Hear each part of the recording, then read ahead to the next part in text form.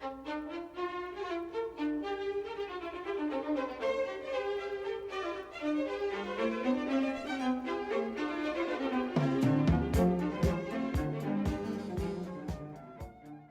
Magician's Nephew by C.S. Lewis.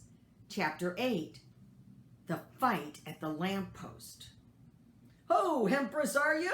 Well, we'll see about that," said a voice. And then another voice said, "3 cheers for the Empress of Colony H." And quite a number joined in. A flush of color came into the witch's face, and she bowed ever so slightly. But the cheers died away into roars of laughter, and she saw that they had only been making fun of her. Change came over her expression, and she changed the knife to her left hand, and then, without warning, she did a thing that was dreadful to see. Lightly, easily, as if it were the most ordinary thing in the world, she stretched up her right arm and wrenched off one of the crossbars of the lamppost. If she had lost some of her magical powers in our world, she had not lost her strength. She could break an iron bar as if it were a stick of barley sugar. She tossed her new weapon in the air and caught it again, brandished it, and urged the horse forward. "Now's my chance," thought Diggory. He darted between the horse and the railings and began going forward. If only the brute would stay still for a moment, he might catch the witch's heel. As he rushed, he heard a sickening crash and a thud. The witch had brought down the bar down on the chief policeman's helmet. The man fell like a 9-pin. "Quick, Diggory, this must be stopped," said a voice beside him. It was Polly, who had rushed down the moment she was allowed to get out of bed. "You are a brick," said Diggory. "Hold on to me tight. You'll have to manage the ring. Yellow, remember, and don't put it on until I shout." There was a second crash, and another policeman crumpled up, and there came an angry roar from the crowd. "Pull her down! Get a few paving stones! Call out the military!"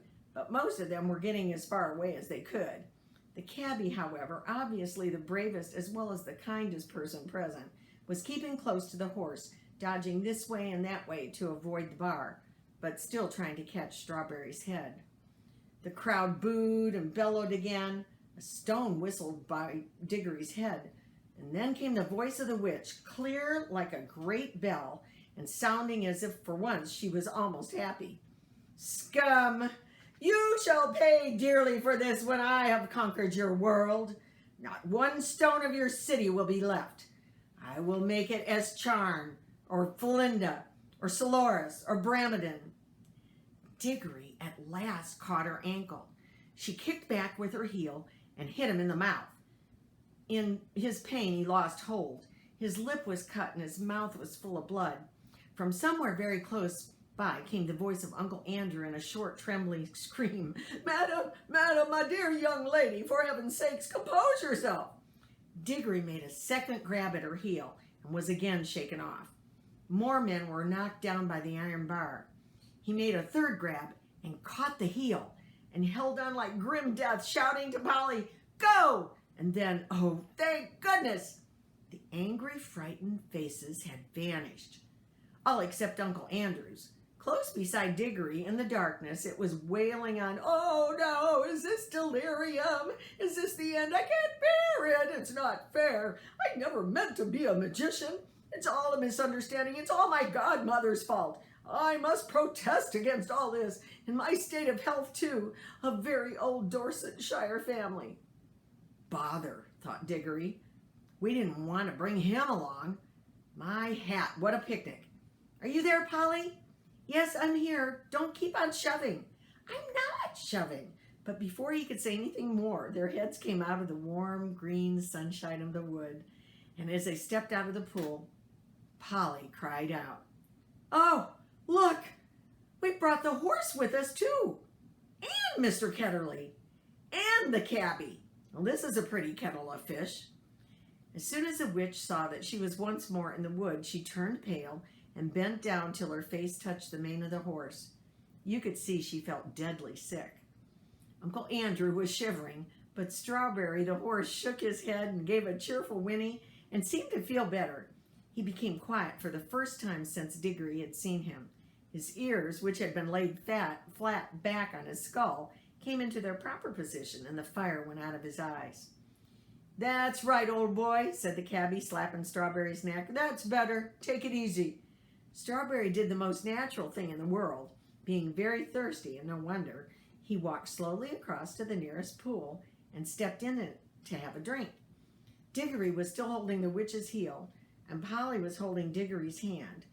One of the cabbie's hands was on Strawberry, and Uncle Andrew, still very shaky, had just grabbed the other cabbie's hand. "Quick," said Polly, with a look at Diggory. "Greens!" So the horse never got his drink. Instead, the whole party found themselves sinking into the darkness.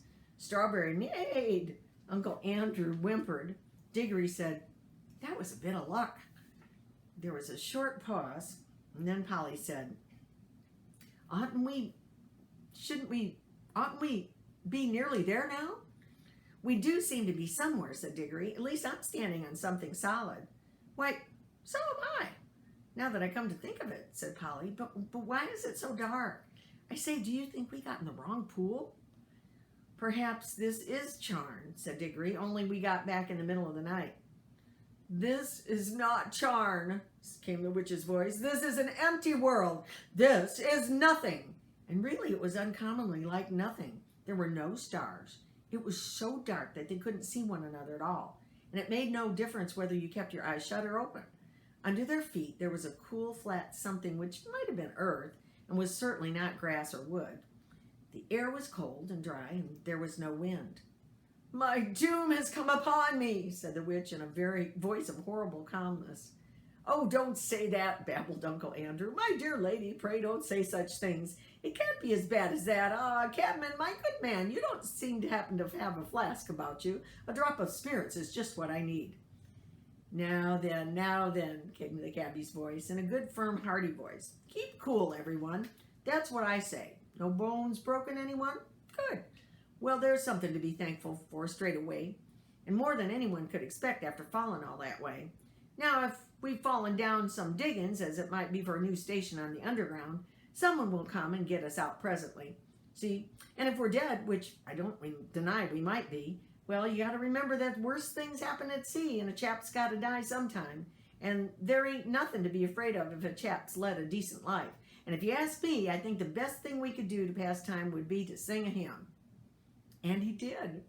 He struck up at once a harvest Thanksgiving hymn, all about crops being safely gathered in. It was not very suitable to a place which felt as if nothing had grown there since the beginning of time, but it was the only one he could think of. He had a fine voice, and the children joined in, and it was very cheering. Uncle Andrew and the witch did not join in. Toward the end of the hymn, Diggory felt someone plugging at his elbow, and from a general smell of brandy and cigars and good clothes, he decided it must be Uncle Andrew. Uncle Andrew was cautiously pulling him away from the others.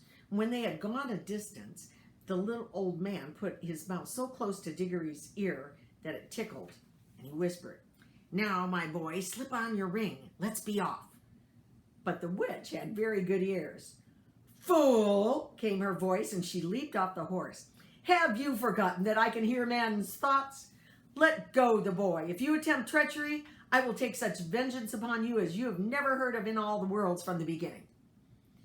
"And," added Diggory, "if you think I'm a mean as pig to go off and leave Polly and the cabbie and the horse in a place like this, you're well mistaken." "You are a very naughty and impertinent little boy," said Uncle Andrew. "Hush," said the cabbie, and they all listened. In the darkness, something was happening at last. A voice had begun to sing. It was very far away, and Diggory found it hard to decide from what direction it was coming. Sometimes it seemed to come from all directions at once. Sometimes he almost thought it was coming out of the earth beneath them. Its lower notes were deep enough to be the voice of the earth herself. There were no words. There was hardly even a tune, but it was beyond comparison the most beautiful noise he had ever heard. It was so beautiful he could hardly bear it. The horse seemed to like it too. He gave sort of a whinny a horse would give if, after years of being a cab horse, it found itself back in an old field where it had played as a foal and saw someone whom it remembered and loved coming across the field to bring in a lump of sugar. "Wow," said the cabbie. "Ain't it lovely?" Then two wonders happened at the same moment. One was that the voice was suddenly joined by other voices, more voices than you could possibly count. They were in harmony with it, but far higher up the scale, cold, tinkling, silvery voices. And the second wonder was that the blackness overhead all at once was blazing with stars. They didn't come out gently one by one as they do on a summer evening. One moment there was nothing but darkness. The next moment, 1,000 points of light leaped out. Single stars, constellations, planets, brighter and bigger than any in our world. And there were no clouds. The new stars and the new voices began at exactly the same time. If you'd ever seen it or heard it, as Diggory did, you would say you felt quite certain that it was the stars themselves which were singing, and that it was the first voice, the deep one, which had made them appear and made them sing. "Glory be," said the cabby. "I'd have been a better man all my life if I'd known things like this." The voice of the earth was now louder and more triumphant, but the voices in the sky, after singing loudly with it for a time, began to get fainter. And now something else was happening. Far away, down near the bottom of the horizon, the sky began to turn gray. A light wind, very fresh, began to stir. The sky in that one place grew slowly and steadily paler, and you could see shapes of hills standing up dark against it. All the time the voice went on singing. There was soon light enough for them to see one another's faces. The cabby and the two children had open mouths and shining eyes. They were drinking in the sound, and they looked as if it reminded them of something. Uncle Andrew's mouth was open too, but not open with joy. He looked more as if his chin had simply dropped away from the rest of his face. His shoulders were stooped and his knees shook. He was not liking the voice. If he could have gotten away from it by creeping into a rat's hole, he would have done so. But the witch looked as if, in a way, she understood the music better than any of them. Her mouth was shut, her lips were pressed together, and her fists were clenched. Ever since the song began, she felt that this whole world was filled with a magic different from hers and stronger. She hated it. She would have smashed the whole world, or all the worlds, to pieces if it would only stop that singing.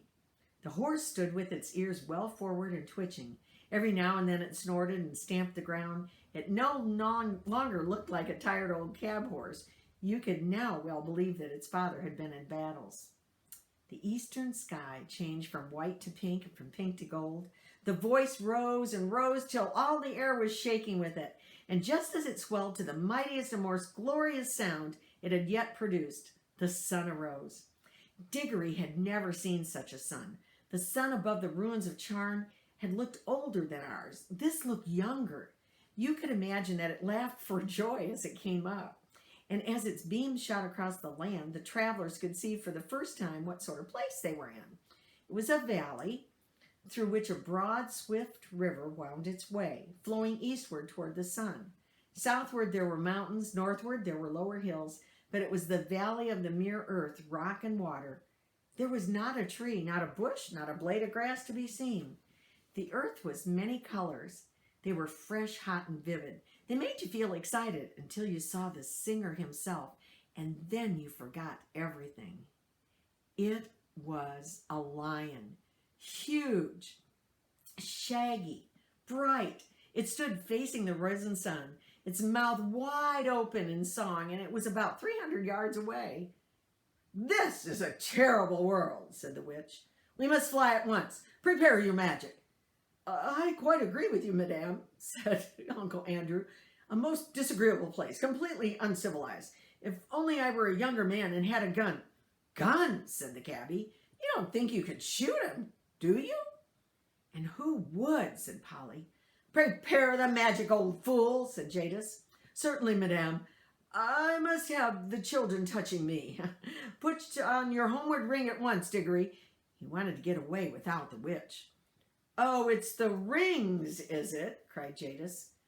She would have had her hands in Diggory's pocket before you could say knife, but Diggory grabbed Polly and shouted out, "Take care! If either of you have come in half an inch nearer, we two will vanish and you will be left here for good. Yes, I have a ring in my pocket that will take Polly and me home. And look, my hand is just ready, so you keep your distance." I'm sorry about you, he looked at the cabbie, and about the horse, but I can't help that. As for you two, he looked at Uncle Andrew and the Queen, you're both magicians, so you ought to enjoy living together. Hold your noise, everyone, said the cabbie. I want to listen to the music. For the song had now changed.